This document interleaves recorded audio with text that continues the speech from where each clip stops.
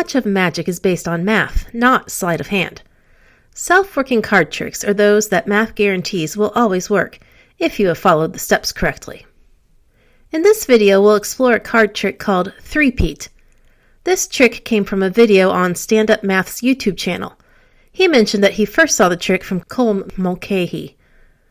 For this trick, you need a deck of cards. It doesn't matter if you're missing a few, you just want a bunch of cards. Pick a friend or audience member to do the trick with. Tell them you're going to predict the final card in this trick, but they get to pick how to do the trick. First, they get to pick how many cards you're going to deal them. Then, they get to pick a number to count to. Tell them that to make it more interesting, it should be at least half the number of the cards you dealt to them, but not more than that number. For the trick, they're going to count their randomly chosen number 3 times, placing one card at a time from the top of their stack to the table. When they reach their number, they'll put any leftover cards on top of the counted stack. Then they'll pick up their stack and count 2 more times. When they're done with all that random reordering of the random number of cards, you will predict the value of the top card. There is one sneaky part to this trick. You have to know what the top card is before you deal the cards. You can do that by looking at the card before the trick starts, or you can figure out a sneaky way to take a peek during the trick. Now let's see how this trick works. We'll do this by performing the trick with the cards facing up. But remember, they should be facing down while you do the real trick. For this demo, let's say the number of cards dealt is 9 and the number of cards counted is 6. You start the trick holding the deck in your hand, remember, face down. The top card is number 1. That's the one you peeked at in advance. Once your friend tells you how many cards to deal them one at a time into their hand.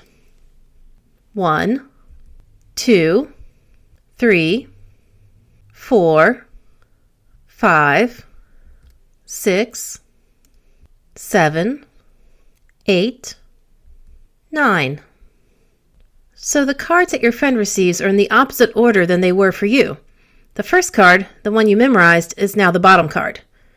Now your friend starts to count to the chosen number, 6. 1, 2, 3, 4, 5, 6. After counting to 6, the leftover cards are moved as a group to the top of the stack. Now have your friend pick up the stack and count to 6 for the second time.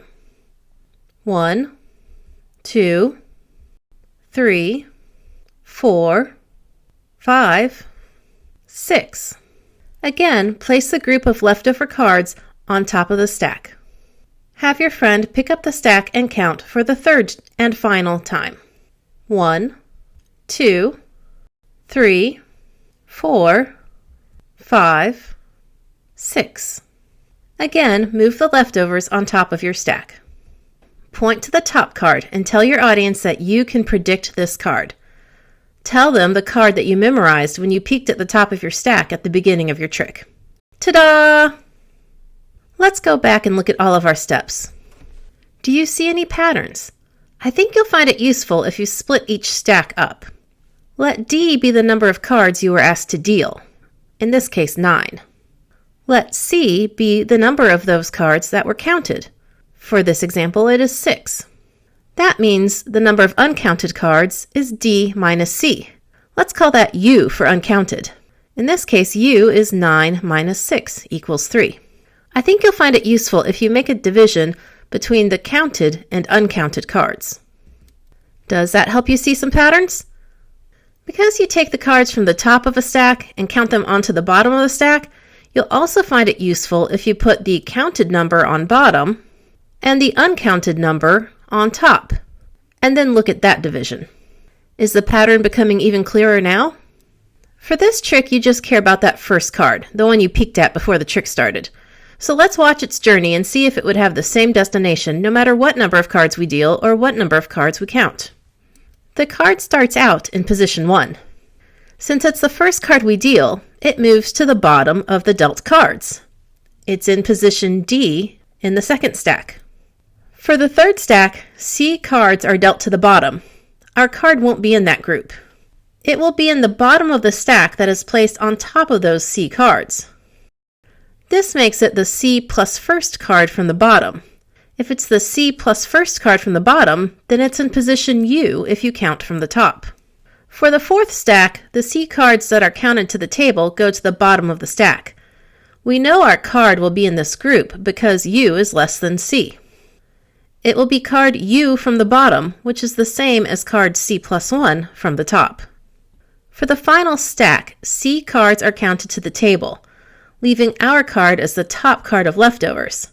When we stack the leftovers on top of the counted cards, our card is on top, and we are ready to magically predict what card it is. So we have shown that the original top card will be your final top card no matter what D and what C you pick, as long as C is at least half of D. So go grab some cards and amaze your friends with your magic and your math.